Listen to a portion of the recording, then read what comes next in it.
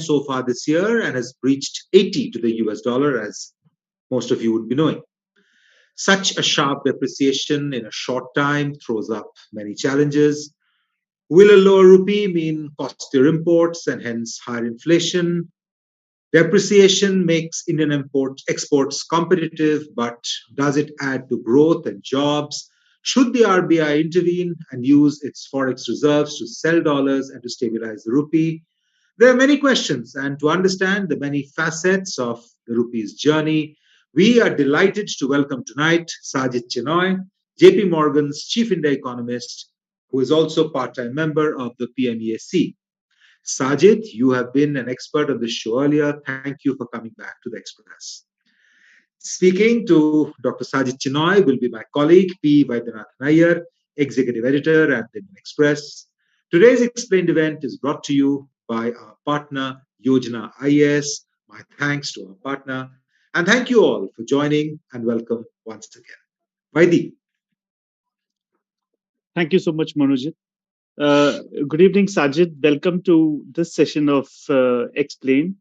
And the last time I remember our conversation when we wanted to do it a little earlier, and you said the rupee story is going to continue for a while now. So I'm really glad that we have managed to close in on this kind of interview session within a fortnight. And yes, rupee is still in the news.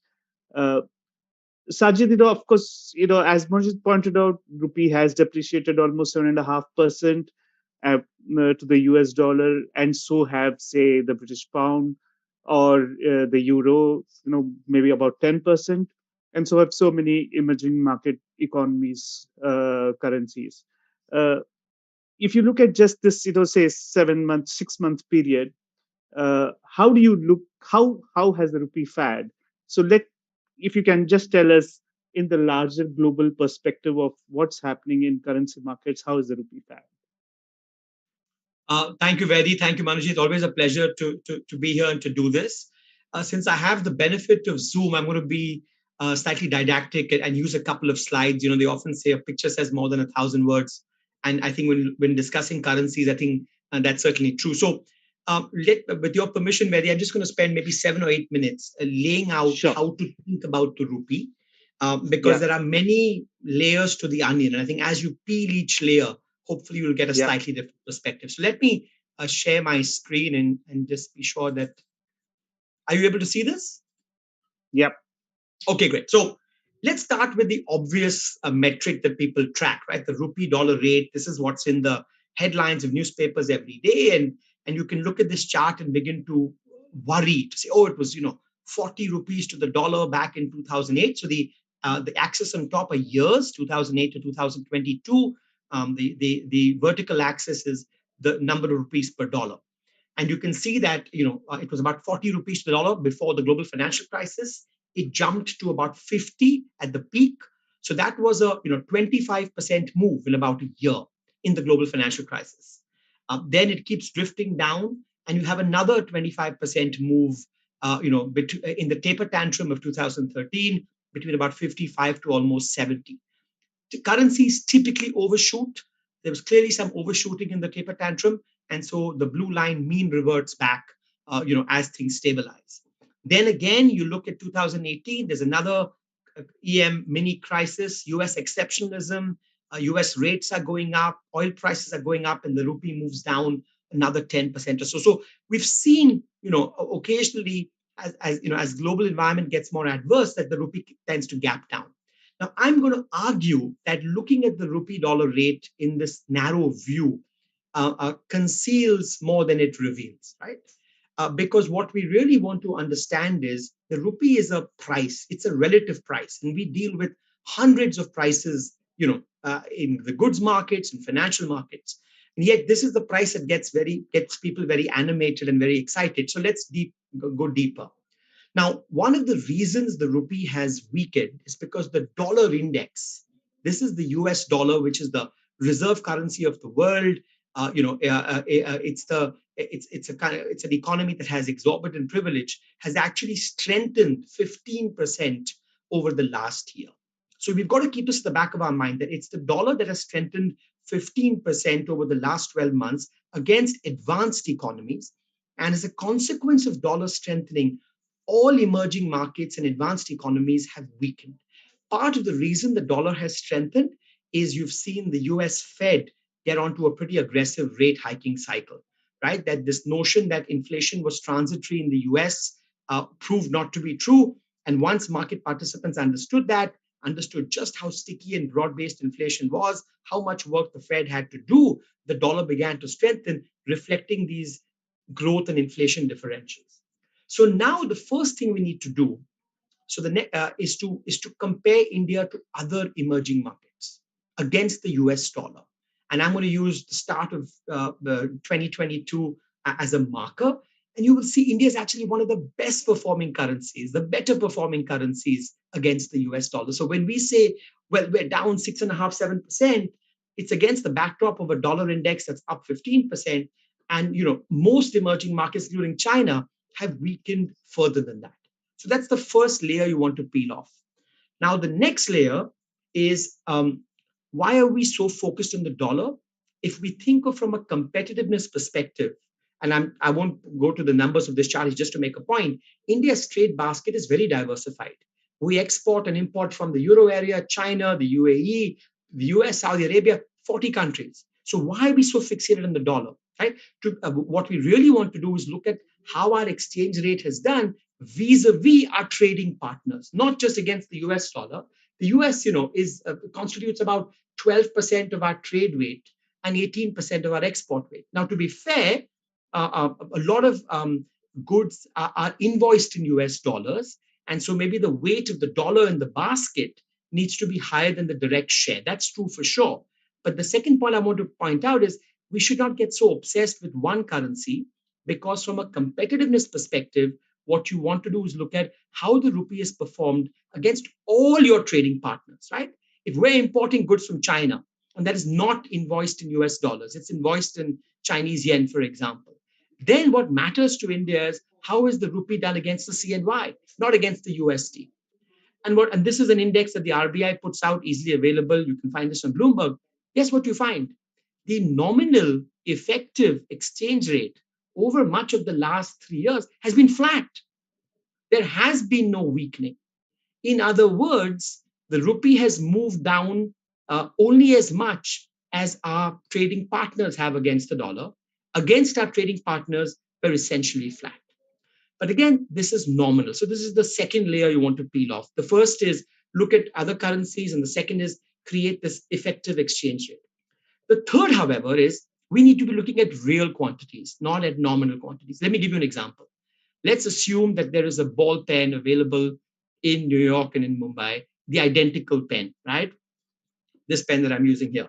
And it costs 75 rupees in Mumbai, and it costs $1 in the US, in New York, and the market exchange rate is 75. So this is what economists call purchasing power parity, that the same good, abstracting for transportation shipment costs, should have the same price in different destinations. Otherwise, there's an arbitrage. Now, let's assume, for the sake of argument, that India has a 5% inflation rate and US has a 0 inflation rate. This is kind of laughable at a time when US inflation is higher than India's, but I'm making an abstract point here. After 1 year, the same pen in India will cost 78 rupees and 75 paisa, right? The inflation rate is 5%. And in the US, it's still $1 because they've got no inflation. Now, if the market exchange rate didn't move, it was at 75 to the dollar, in a way, India's become much more uncompetitive, because now you'd rather import this pen from the US, pay $1, which will in Indian rupees cost 75 rupees, and not buy the Indian version. Put differently, India will be unable to export these pens anymore, because when converted to US dollars, they'll be more than $1, right? So not only do you want to look at effective exchange rates, you want to look at real exchange rates, which adjust for inflation differentials in countries. Now, once you do that, what do you get? This is the broadest measure that economists look at. This is the trade weighted. So it's weighted by the different countries we trade with, real, so it's adjusted for inflation, effective exchange rate, right? Now, guess what's happened over here? This is actually strengthened. This has appreciated over the last 17 years. So I began by showing you a chart where people look at the US dollar rupee rate and say, oh my God, we're falling off a cliff. Just see how the rupee is weakened. But when you peel all the layers of the onion, what you will find is on a trade weighted basis, the rupee is actually strengthened over 17 years. Now, this should not be a surprise because essentially real effective exchange rates are a function of productivity differentials. I'm sure we'll talk about that later. To the extent that India has had a 7% growth rate, much higher than most of our trading partners, there's an element of productivity built over there. And as countries develop, their real exchange rates tend to appreciate. This is what, again, economists call the Balassa-Samuelson effect. But the debate that economists ought to be having is the real exchange rate too strong, not too weak, right? And so you can flip the question completely on its head to say, it's not a question of the rupee being too weak. Is the real exchange rate too strong? If you look at 2020 from COVID, it's kind of moved up a couple of percentage points since then. And so that's the debate we should be having. Is the exchange rate appreciation in real terms warranted by fundamentals? Is it too weak? Is it too strong? How is it impacted by terms of trade? I'm sure that's the discussion Veli and I will have. A couple of final charts. People draw loose comparisons with 2013. This is not 2013. In 2013, India was easily the weakest performing emerging market currency. We were one of the fragile five, remember? And the rupee had depreciated almost 20% in a matter of 4 months. So today we're talking about a 7% depreciation in 7 months, and we're among the better performing emerging market currencies. In 2013, we were down 20% in 4 months and easily the worst performing currencies.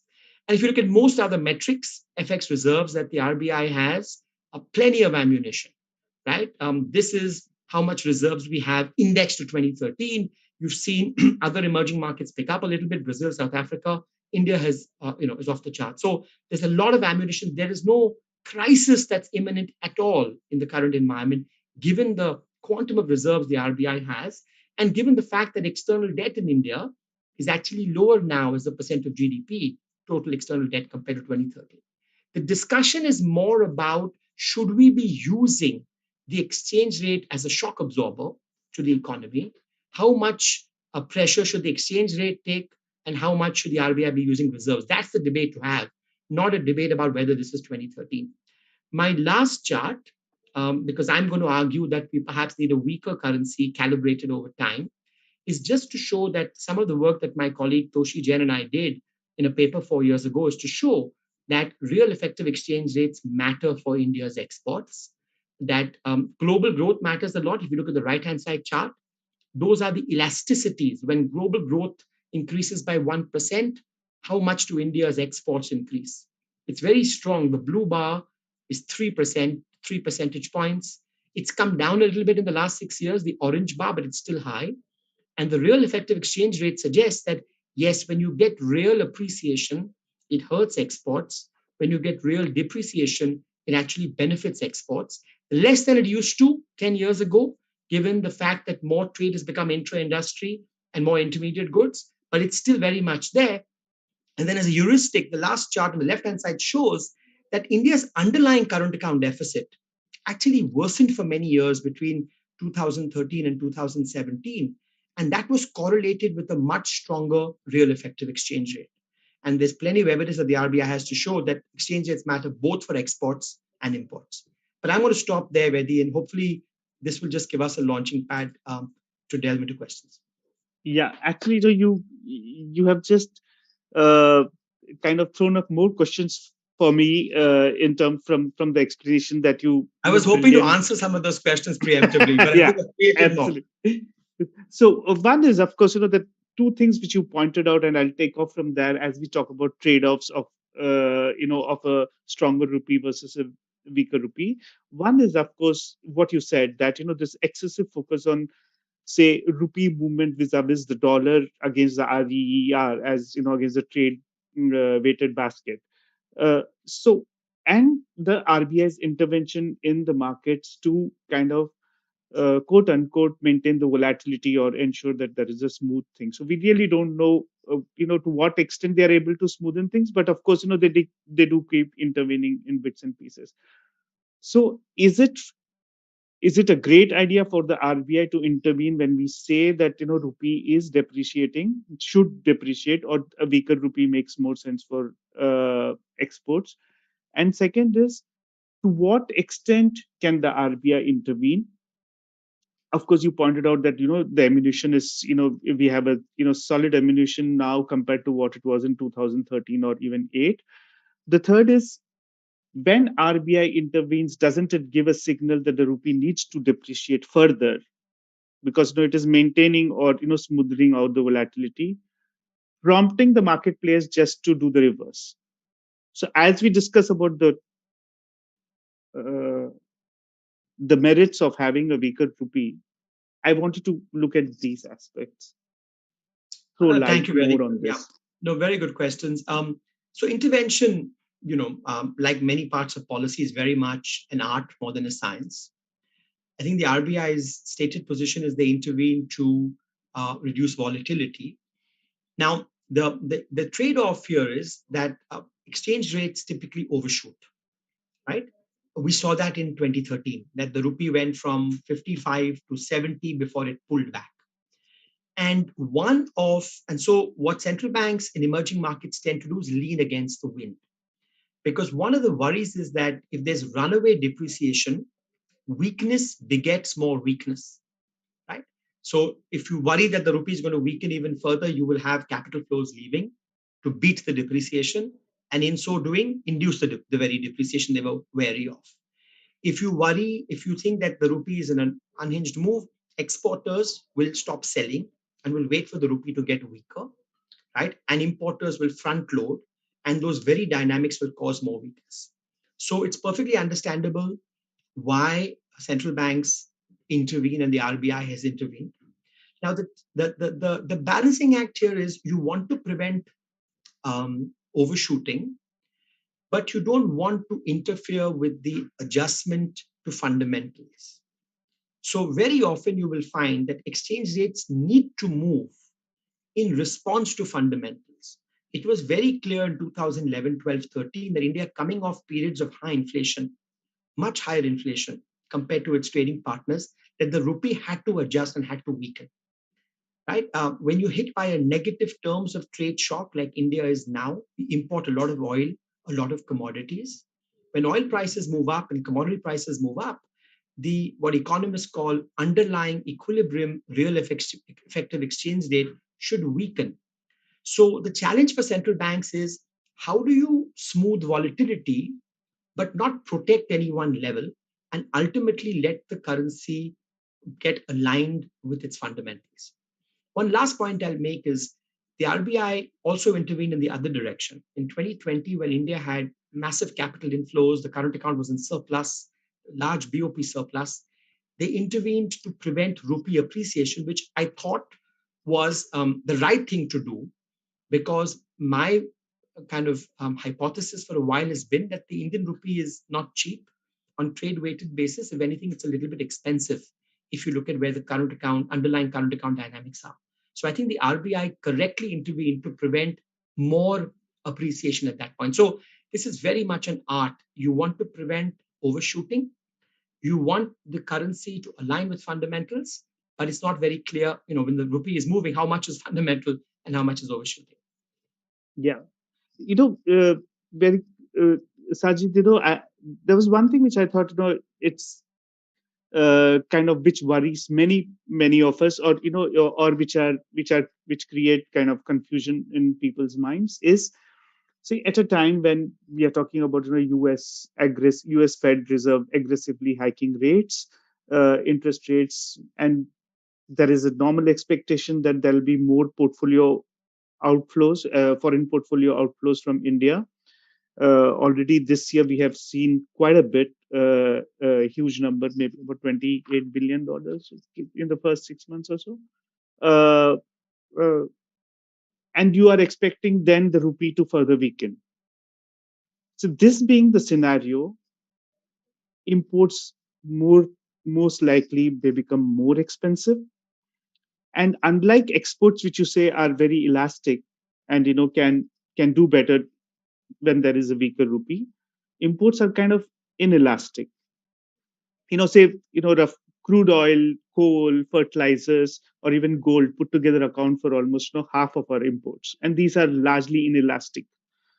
So you are actually looking at a situation where you are going to import a lot of inflation. Uh, that was one worry. And second, of course, the trade deficit. You know, imports again this year have fast outpaced exports growth in the first 6 months of the calendar year itself. So squaring these two off, uh, what what do you how do you look at the situation, say, in the next 6 months? So two parts to your question. One is, what the merits of using rupee depreciation are, and then what's the outlook for the economy. I think on the merits, I think it's no one's case that that there are no trade-offs here. There are always trade-offs, but let's examine those trade-offs. So I understand the argument that when the rupee weakens, that you get higher inflation, but magnitudes matter. The RBI's estimates are that every 1 rupee depreciation of the dollar rupee rate, inflation picks up by about 8 basis points, 8 to 10 basis points. So let's now consider that since the start of the year, we're down about 7%. That tells you that of India's inflation rate of 7 currently, 70 basis points, right? 50 to 70 basis points is attributable to the weaker exchange rate, right? A very small fraction of it. So just to get the magnitudes in order, that these exchange rate pass-throughs may be bigger than we thought, but are not driving half of India's inflation at the moment. India's inflation is coming from actually commodities picking up. The second question to think about is that there are trade-offs here. Let's assume the rupee didn't move at all, that the RBI used all of its reserves and we kept the rupee at 75, right? And we never had the 7% move. From the chart I showed you, all else equal, this would mean, 4 or 5% real effective exchange rate appreciation. We've seen over time, this doesn't happen instantaneously, that hurts exports. In the 2018 paper that we wrote, we did this sector by sector. It affects textiles, leather, gems and jewelry, engineering goods, pharmaceuticals. So yes, there is higher inflation, but the trade-off is if you didn't have that, what you'd have is, exports getting hurt, growth getting hurt, and this will include labor-intensive sectors, and that means jobs ultimately get hurt. So the pain has to be felt somewhere. The question is, do you get diffuse pain over the entire population, or do you get concentrated pain where some sectors and some workers actually lose their jobs? Right? So there is no free lunch here when you're hit by a global shock like this. Number three, the point you raised, the current account deficit is, last quarter was close to about 4% of GDP, but that I think was the peak. Now India will get significant relief from the fact that oil today is below 100, commodities are down, but you're still looking at a current account deficit of close to 3% of GDP. Now, it's okay to have a current account of 3% for a few quarters. The RBI has got plenty of ammunition, they can sell reserves. But if you're in a strong dollar environment, as you alluded to when we talk about the future, and capital is not necessarily coming to emerging markets, and you have a current account deficit of 3% of GDP, that needs to be brought down over time. Now, there are two ways to bring it down.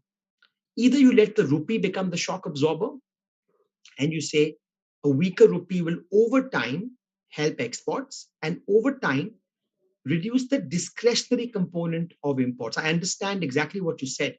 There is a chunk of imports that are inelastic, but we have seen over time that discretionary imports come down. The RBI has a series of studies they've cited last year where they show, in fact, if anything, the rupee impacts more the import side than the export side, right? So that's one way to bring it down. But where do you think of the counterfactual? What if we didn't use the rupee? Then how do we bring the current account deficit down? The only way, unfortunately, then is to really squeeze demand. Because if you squeeze demand, then you're going to reduce imports and then bring the current account down. So one way to bring the current account down, which I don't advocate, is contractionary. You squeeze monetary and fiscal policy. The other way to bring it down is expansionary, that a weaker rupee helps narrow the current account, and guess what? Helps growth, helps output, helps jobs, right? But there is, as you rightly said, the inflation issue. Now, should we talk about the outlook for now, or Yeah, no. Before we talk about the outlook, one thing which I really kind of when anecdotally when many economists tell me that about the fact that the weaker rupee or a depreciating rupee helps exports. But in terms of evidence, does it really have evidence that the exporters have actually used the surplus that they have made, surplus profits that they have made because of a weaker rupee towards creating more jobs, towards expanding growth, towards investment? So that is something which many people tell us that it hasn't really been so visible, whereas the other aspect of it, that inflation being passed on to a larger section of the population, being more visible. So as you said, that there are trade-offs, but in this trade-offs, do I look at a small section of exporters who get better revenues, better profits, or I look at a larger population which gets affected because of higher inflation, because it's a tax? Right. No, it's a good point, Vedi. So, two responses. One is, one can never really prove that it's like saying if profits went up in the last year for corporates, how much of that was used as retained earnings, how much that was invested, and how many jobs does that create. That's a harder one to prove. What we can show is export volumes did go up when the rupee depreciated. And then think of the counterfactual, that had the rupee not depreciated, maybe those export sectors would have shut down, and maybe we didn't create jobs, you'd have lost jobs, right? And you've seen evidence of that across different emerging markets. That, in many cases, what's called the Dutch disease problem, where the rupee strengthens and non-commodity export sectors become uncompetitive and close down, and lots of jobs are lost. So there is a trade-off here, and it's the job of policy, I think, to buffer it. Rupee weakness, like most policy interventions, will have winners and losers. The question is, we want to take from the winners and compensate the losers. I'll just Yeah, say that a lot of jobs are in labor intensive sectors, right? Textiles, gems and jewelry, leather, footwear. So we shouldn't underestimate uh, what this will. Now, just one quick caveat. I'm not for a moment saying the exchange rate is the only thing that matters for exports. It is one of many variables. yeah, Arguably, what's more important is productivity growth, reforms, infrastructure, firm size, trade agreements, all of that matters. Because yeah. we're discussing the rupee, I'm just saying Right. one more component to export competitiveness is the currency, but there are a Yeah, host of other things that will matter to make India's yeah, exports more competitive. yeah. The only thing is, my whole concern was about, the skepticism, as if I would like to call myself a skeptic in this argument, is say what happened with the corporate tax rate cut, right? Corporate tax rate cut, uh, 2 years back or 1.5 years back. Did it really mean that companies invested, expanded capacities, created more jobs? If that was the intention, so policy intention, if that was it, I don't get very good evidence of that. In fact, I get contradictory or contrarian evidence to that. So that's where the skepticism Yeah. comes from, because of course it is on a fiscal side. I'm not debating that. It's a different uh, But Vedi, argument. let me tell you this. So if you think of the growth perspective more generally, in FY22, GDP growth grew by 8.7%. Guess what export growth was last year? 25% in real terms, right? So exports were a key driver of growth last year. Exports and I would argue public investment, right? Private consumption and private investment will take time to recover. Now, Yeah, India will not get the tailwinds of stronger global growth. If anything, we'll talk about this, there are yeah, worries about a very near term recession. So yes, you get those headwinds as well. The yeah, last thing you want to do is make your exports more uncompetitive. So yeah, this is, we're not arguing about should the rupee in trade weighted terms be weaker. We're saying yeah, is we need to run to stay in the same place because other currencies have depreciated. The rupee yeah. needs to depreciate. So the real effective exchange is the same. Right, right, right, right. Uh, one last question before I draw you into the outlook for the global economy and talks about recession in the US. When we know, say, for instance, the last 2 years or till the end of 2022, if RBI had kind of bought dollars and forex reserves swelled, and you added about roughly $160 billion to forex reserves in the last 2 years. So does it give me an indication as a layperson that this is the amount or reserves that the RBI has in its armory that it can use to kind of maintain an orderly depreciation of rupee? Do we know what are comfortable levels of forex reserves, or is it 9.5 months of cover as we have it today compared to say more than say 19% last June? What is the comfort level in forex reserves? I'm saying that for all of us to kind of figure, because everybody is like I don't know as much as say probably a trader in the foreign currency markets does, but to what extent can the RBI uh, come and defend in these situations or intervene in these situations? Well, let me just say the RBI has plenty of ammunition. So if you look at, there are different metrics that you would judge reserve adequacy by. Uh, as you said, number of months of imports, we're very comfortable there. On the capital account side, it is as a function of your gross borrowing requirements, short-term external debt, whichever metric you pick, there is a lot of buffer stock here. So we should not worry that if the RBI has to expend another reserves over the next 3 or 6 months, that suddenly we're going to be short of reserves. We're very, very, very far away from that. There's a lot of Hmm. ammunition here Yeah. to pay. The question really is, do we want to use all that ammunition now, or do we want to use the rupee in a graded, calibrated depreciation as a shock absorber? So think of, when you're driving in a car, your seat belt becomes the shock absorber, right?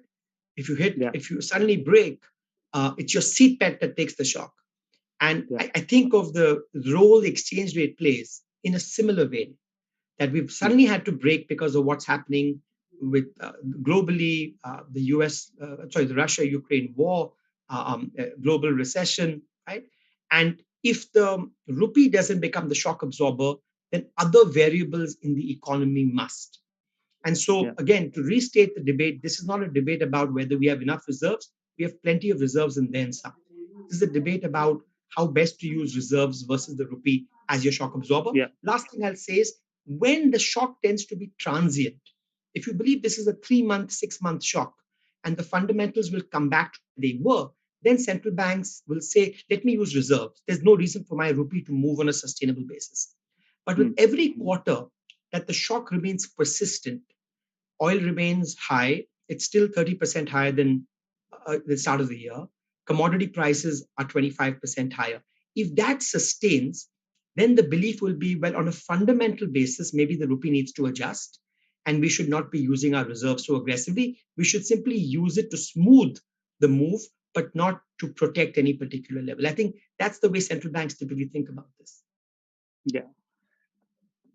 Sajid, about looking at what's happening in the rest of the world and how it impacts India. So with the US Fed aggressively hiking rates, we are talking about a recession in the US. How likely does it seem to be to you?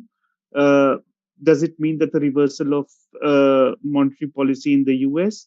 What happens to the euro region? And if indeed there is a global massive slowdown, then the exports that we are talking about, where are we going to export? Yeah. Thank you, Vedi. So, I mean, the things are moving so fast globally that 1 month ago everyone was talking about resilience, and now within a month it's recession. Just look at the last 4 or 5 days. Second quarter US GDP was negative, 2 consecutive quarters of negative prints. The PMIs yesterday morning across Asia tumbled. Global PMIs were much lower. So let me just stay out what the tension is globally, and then what I think the outlook is, especially for the dollar, which will matter for India and the rupee. So we actually came into this year slightly more hopeful coming out of COVID globally, because unlike previous crises, the private sector looked really good or really strong in developed markets. See, the corollary of that huge fiscal stimulus that the US did was there was a lot of excess saving that households had. They had received these checks. They were unable to spend them because they were in lockdown for much of the last 2 years. And so US households had $2.7 trillion in excess saving. That's a huge quantity. Similarly, corporates had come off 2 years of record profits, had a lot of liquid balances, and so both corporates and the household sector looked very strong. And the belief was this time is different, given the strength of the private sector. Even if it's hit repeatedly by shocks, households and firms will not retrench; they will simply run down their buffers. Now, to their credit, that's what U.S. households have done. Savings rates have come down, and they've been able to consume for the first 6 years, for the first 6 months of this year.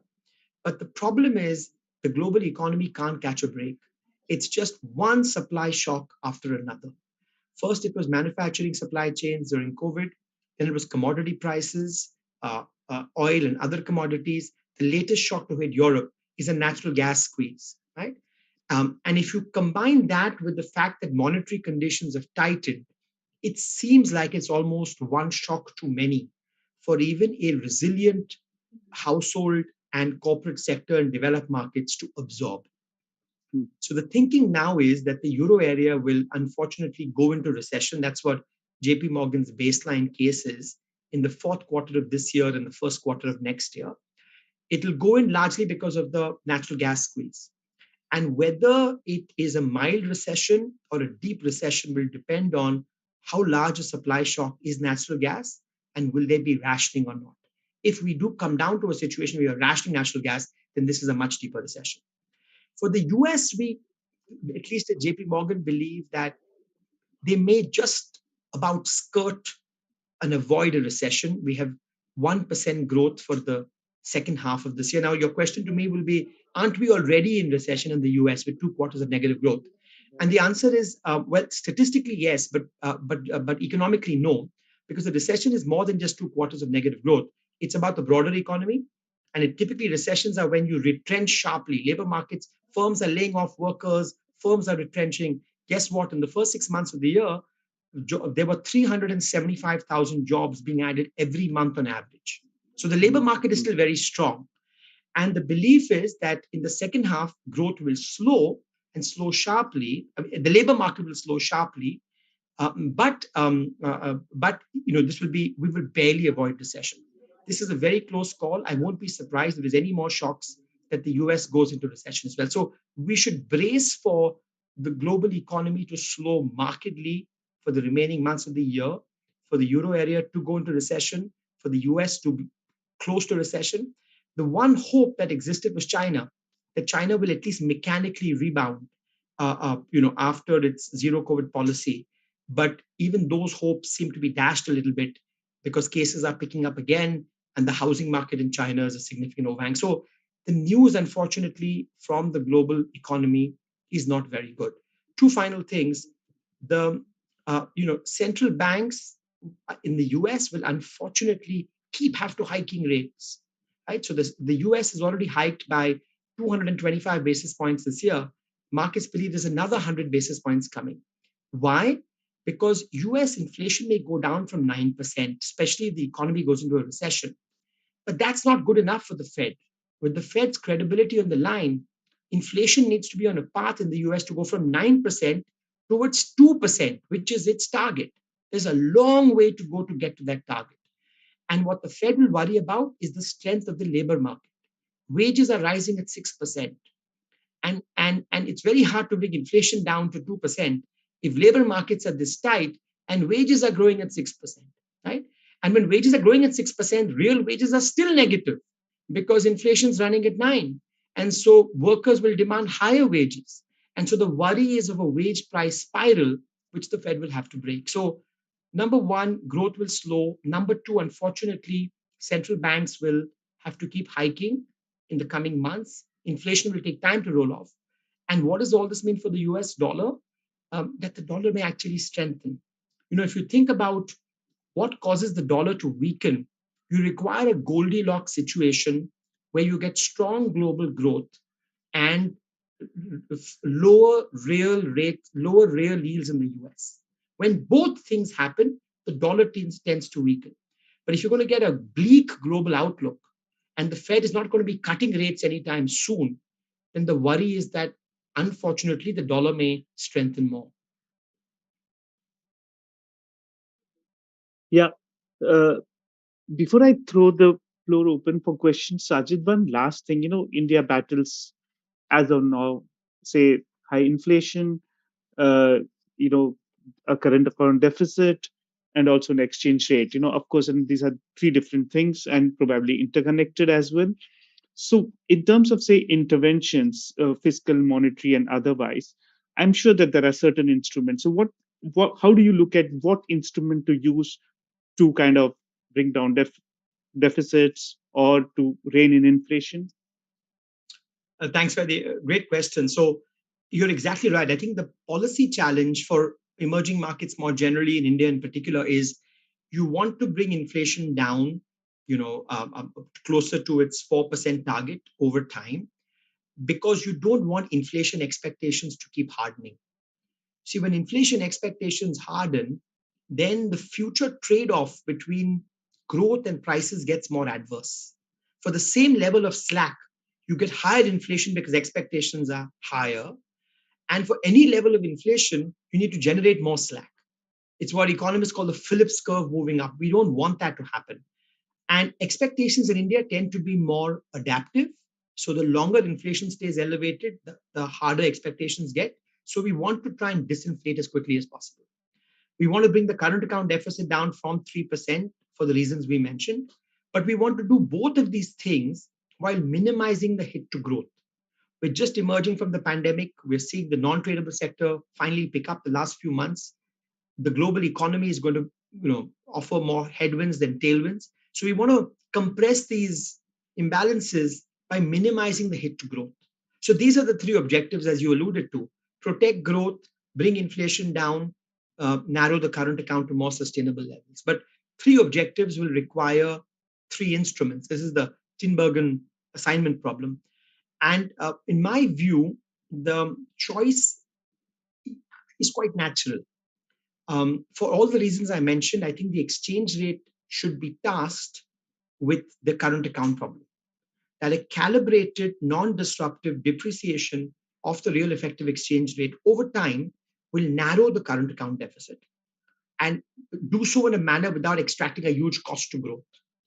I think monetary policy should be focused on bringing inflation down. The RBI has pivoted hard from April. I'd expect for that to continue. So monetary policy is focused on bringing inflation expectations down. The rupee is tasked with narrowing the current account. Of course, the fact that fiscal and monetary will also at the margin temper demand helps the current account, helps the rupee, and the two of those will help the current account. And growth, I think, will be helped by three things. I think the fiscal deficit, these are elevated deficits, and this is a time where global environments aren't very forgiving. So I think it'll be important for us to stay on a consolidation path, for the center and states to bring their deficits down of elevated levels. But while bringing that down, the quality of expenditure has to improve. As we've discussed in previous editions of this, I'm very much a votary of capital expenditure, as creating jobs, kind of having high multipliers, crowding in private investment. So what you'd like to see ultimately is how do you get higher capex? Now, this will not be easy because to bring the deficit down and have higher capex in a year where subsidies have gone up, food, fertilizer, fuel, something has to give, and you will need more revenues. So one thing we will have to focus on, if not this year, in the coming years, is revenue generation. So I think that's the allocation for me. The rupee works on the current account, monetary policy focuses on inflation, and growth gets a helping hand from three things: more capex spending, an expansionary impact of the rupee over time, and preservation of macro stability. Uh, Sajid, with your permission, may I open it to the audience? We have uh, with us Bimla Sharma from Yojana IAS. May I request her to ask a question?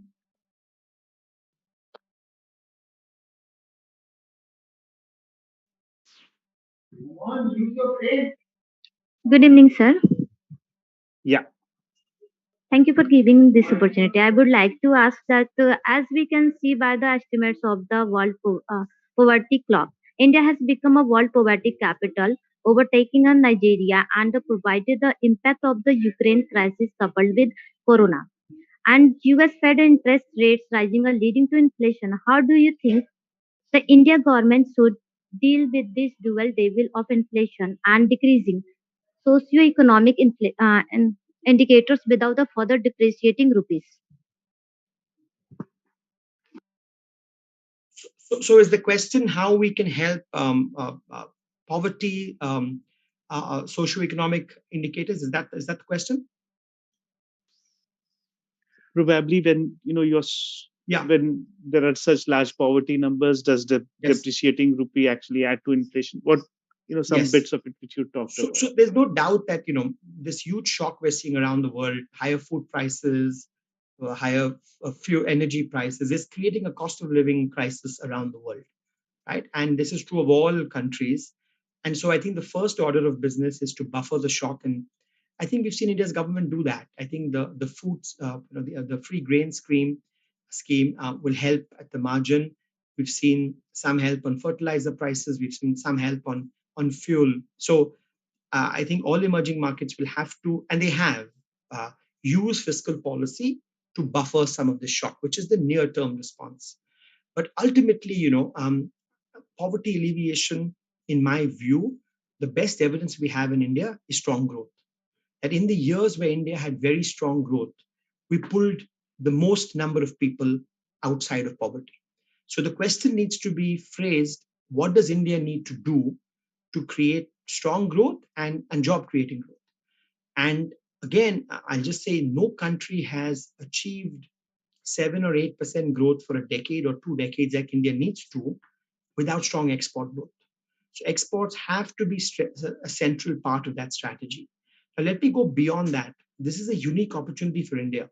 What we're seeing around the world is China is vacating a lot of space in low skilled manufacturing exports. See, these are the labor intensive sectors: leather, apparel, right? Gems and jewelry. As Chinese real wages have moved up, China is vacating that space, and it's really India's opportunity to grab that space. So again, if we can create the conditions for low skilled manufacturing in India, to capture that opportunity, that for me is a important enabling mechanism to spur growth. Thank you. Mr. Amardeep Tony Singh of the Preetham Group of Hotels.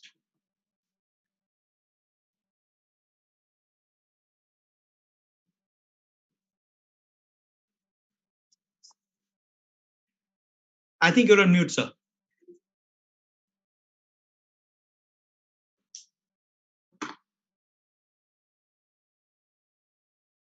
Would you be there, Mr. Amardeep Singh? I think we can circle back later. Okay. I have with us Mr. Jamal McLeay from McLeay Financial.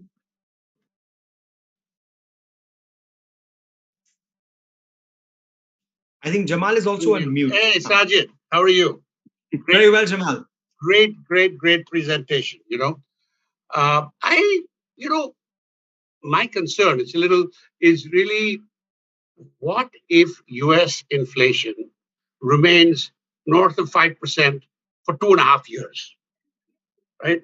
And sort of corollary parallel to that is the fact that right now, in the last week, 10 days, we've seen a correction in equity markets, both globally and here, and the dollar. I feel that several people seem to fear that this is really like what would be called a sucker punch, sort of a bear market rally, and it's going to go back. A, what is your view? And B, if it does get really bad, see, I understand you have been saying that actually a weaker rupee is called for. And your point, by the way, being a friend of RBI, that they don't defend any specific level. 79.80 is not the same as 80, but let's not go there. All right. So, what is your view? I mean, do you also fear that this is a bear market rally and things could get substantially worse globally, which would affect obviously us over here? And Russia, of course, being the bad boy in the game. Uh, Jamal, great question, and thank you. So I think you put your finger exactly on the button here. That typically recessions are reliable disinflationary agents, right? So if the Fed can slow the economy down, it knows it can disinflate. But we're dealing with a very different set of circumstances here. We've been hit. The reason people use the word stagflation is because we've been hit repeatedly with supply shocks. And what these supply shocks do is push activity down, but push prices up. What you saw on Friday night, as recently as Friday, was both the inflation data and the labor compensation data from the US, was very elevated. So so what's a real risk is what you're pointing out is that it's going to take some time for the Fed to disinflate. And if you think about the US dollar, think of four quadrants here because you asked the question, right? And one quadrant really is with weak global growth, strong global growth on one axis. And on the y-axis, you've got lower real yields and higher real yields. And what you'll find over history is that there's only one quadrant where you get reliable dollar weakness. And that's this perfect storm Goldilocks where you get high global growth and lower real yields, right? So the scenario that you're painting in which inflation is at 5% and the Fed has to keep moving will argue for real yields either being where they are or rising. And as monetary policy keeps tightening, that's going to slow the economy, which spills over to the rest of the world. And so you get weaker global growth. Both of those would argue for more dollar strength, not less.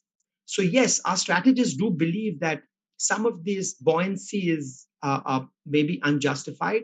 In fact, after every single Fed meeting this year, the dollar has softened, but softened temporarily and then gone back to its strengthening ways. So, that's a real risk, I think, for the future.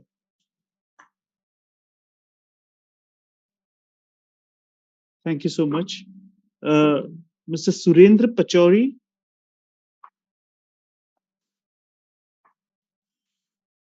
I've unmuted, sir. Yeah, you on. I've unmuted. Can I go on? We can hear you. Okay. Yes, we can hear you. Sir, I have a question. It's a very pedestrian kind of a question, a very commonplace. Well, simplistically putting it, you were talking about a deficit. Actually, now, I mean, I'm not an economist by any chance, or so conversant. That's a good thing.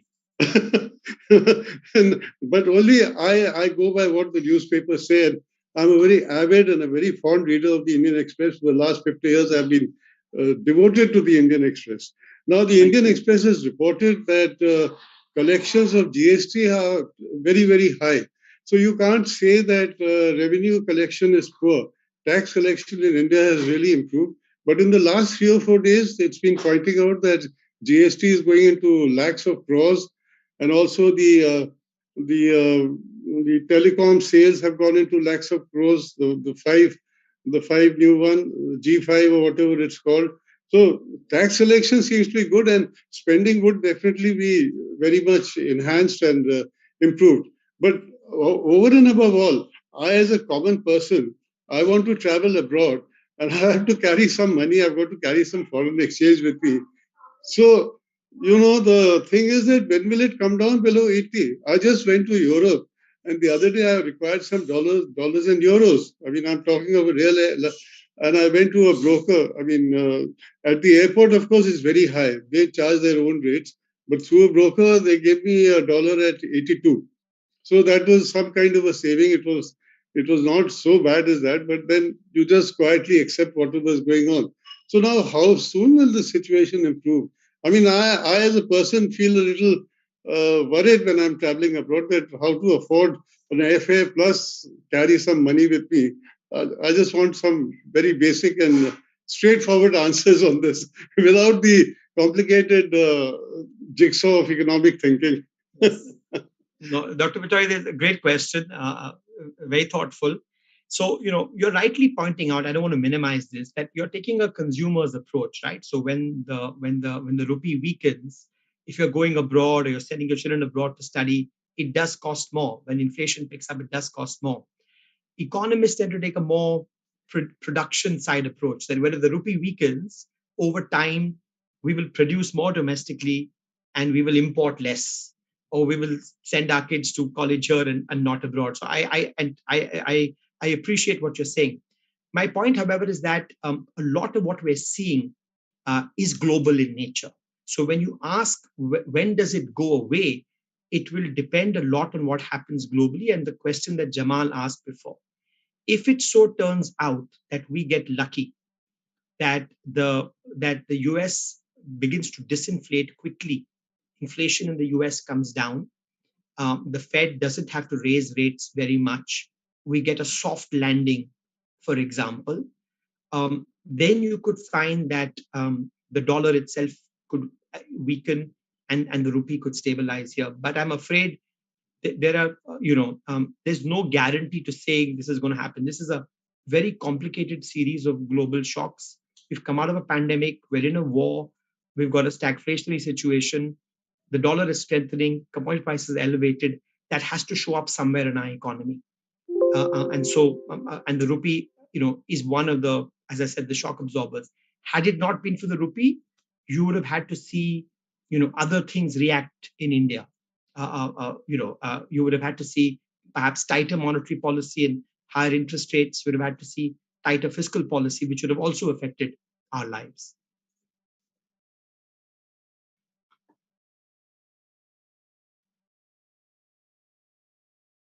Thank you, Sajjid. We have with us Mr. Kumaraswamy Virupakshan, who is a financial advisor with the JK Paper Group. Hello, am I audible? Yep. Yes. Yeah. Good evening, Dr. Sajjid Chinoy. I think that was a very articulate, succinct, and very well-reasoned, line of argument that you had given in the opening remarks, and as well as in the question answers.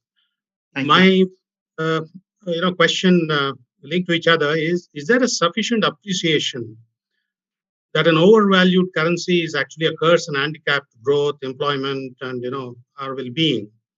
In the official term, politicians, and I would even add RBI to that list. That's the minor part of the question. And since you're also a part of this Prime Minister's advisory committee, maybe you will have a better knowledge.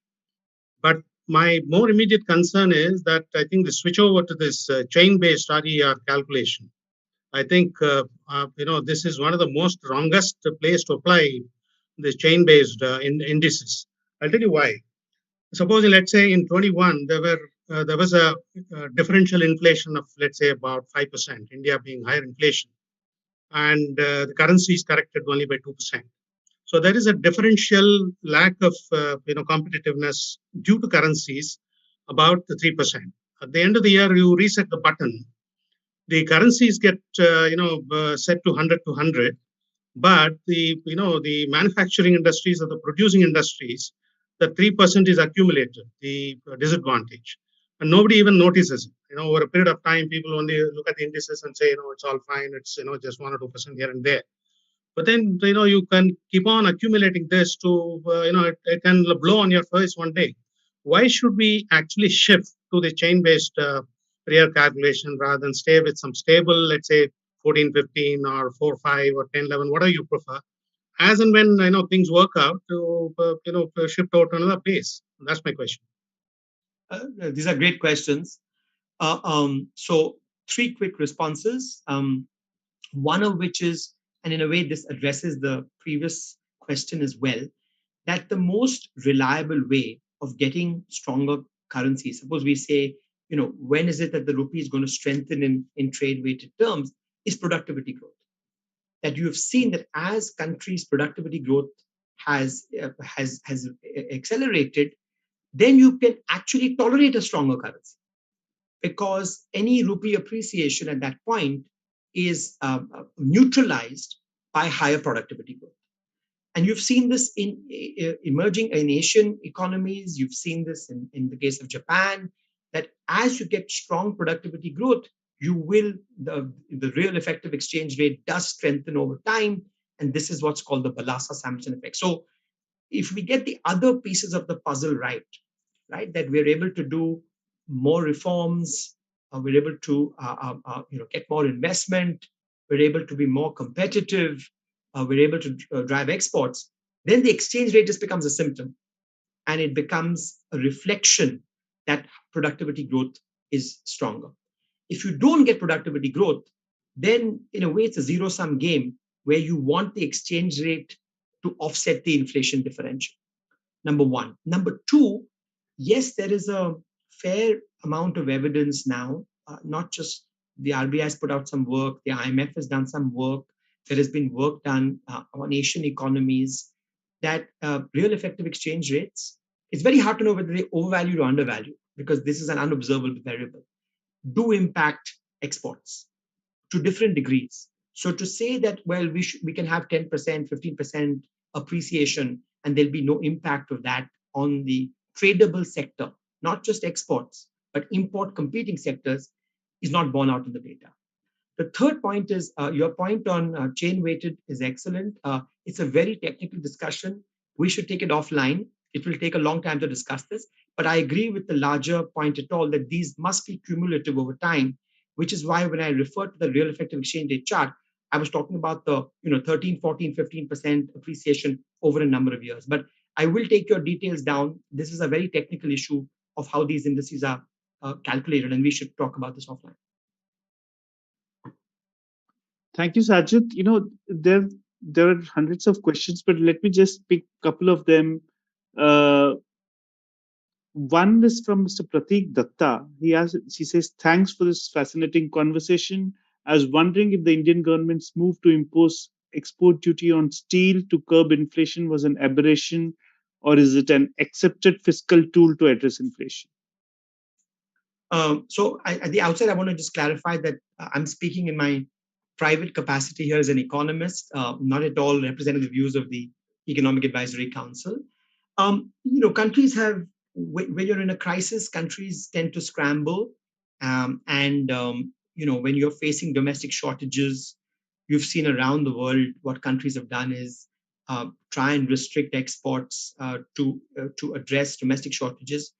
What happens, unfortunately, is that over time, if every country were to reduce exports, you're making the global shortage problem more acute. So ideally, we want to avoid that, and I think hopefully as things normalize these interventions, which were understandable at a time of great crisis, can be reversed.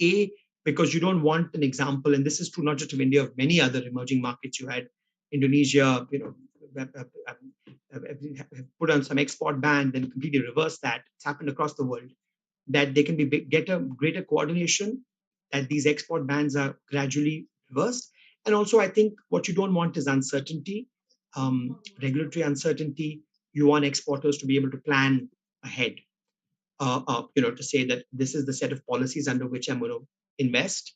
And I think that's one of the reasons why you also don't want the rupee to be too volatile, right? That exporters should have some sense of where it's going, so that when they're making decisions about hedging, they can make informed, intelligent decisions about how much to hedge in forward markets. Yeah. So I'm taking one more question from Lakshmi JH. She asks, what would happen to investments in India with bank rates increasing to reduce inflation and the flight of capital with the US Fed increasing rates? Very good question. So if you think of GDP as being four components: consumption, private investment, government spending, and exports. We've spent a lot of time discussing exports. We've discussed government spending. Investment is the key, right? That really healthy growth, the dual drivers of sustained growth in most parts of the world have been exports and investment. That exports give you the demand impetus, investment creates the capacities, investment is endogenous. There's a lot of good news on India's private investment side, which is that the balance sheet problem, the twin balance sheet problem that we discussed for a decade, has significantly alleviated.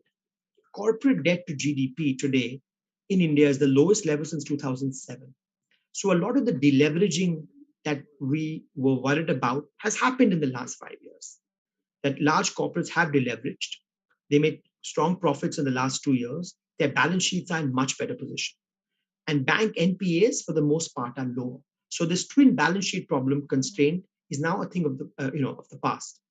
The constraint today, if you ask me, is of demand. So we always think of India being a supply constrained economy, but today for investment, I think it's more a demand constraint because utilization rates, we'll get the latest RBI survey on Friday, they're in the manufacturing sector are still in the low 70s, 71, 72%. And investment is often a function of animal spirits and utilization.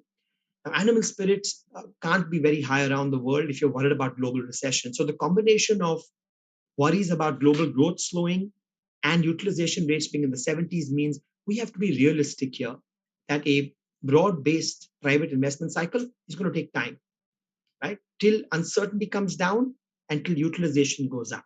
You will get investment in some sectors, commodity sectors, but I think a broader investment cycle will take time. What the investment sector needs is visibility of demand. And therefore, I keep saying that ensuring that central government capex keeps moving. It's gone up by almost 1% of GDP in the last 3 years. That if we keep doing the infrastructure spending, that will increase utilization of steel, of cement, gradually crowd in private investment. This will take time. And what you want is that capex spending, and you don't want exports to fall off a cliff. So what you're losing through lower global growth, you want to try and partially compensate that with a competitive currency. And you have to hope that the combination of G and X will ultimately induce more I. Yeah. Sajjid, you have time for a few more questions? Sure, absolutely. Yeah. So I have a question from Sunita Raju. She asks, inflation being an important determinant of exchange rate in terms of real exchange rates, is this on account of rising crude prices or more fundamental issues of rising fiscal deficits, especially in the context of falling capital expenditure and constraining output potential? Very great question. I missed the first part of it. Could you just repeat the first part? Saying that inflation being an important determinant of exchange rate in Yes. terms of real exchange rate, is this on account of rising crude prices, or are there more fundamental issues like higher fiscal deficits? Yes. So, and especially which you touched upon, I think where capital expenditure is a critical point. You were saying that she mentions that, especially in the context of falling capital expenditures, yes, which constrains output potentials. yes. So it's a very good question because one of the puzzles here is, well, if in the 2 years of the pandemic, if growth was below its pre-pandemic path and there was slack in the economy, why was inflation running at close to 6%? And the puzzle more acutely defined is why was core inflation running at 5.5% for 2 years if there was so much slack in the economy? This is there's no definitive answer. So let's stipulate a couple of things. Even before the war, there were repeated supply shocks. Remember the first lockdown, the second lockdown, and you found that food inflation actually, margins were impacted by that. Furthermore, you had input costs begin to rise from 2021. So if you look at broader input costs for firms, those rose very sharply through all of 2021. And as the economy began to recover, firms were able to pass these on.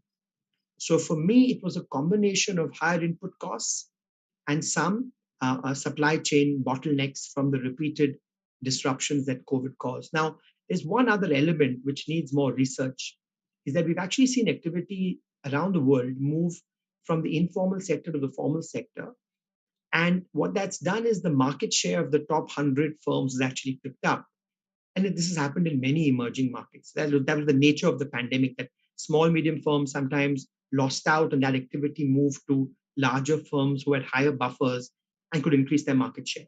Now, the question is, has competitive intensity reduced in some sectors because of COVID? And is that resulting in more pricing power?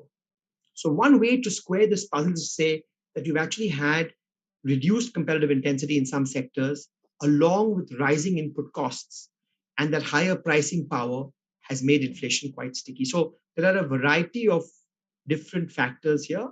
It's a complicated topic. And then all of that was exacerbated manifold by the war. The fact that oil jumped from 70 to 100, the fact that global food prices rose, all of that is compounded.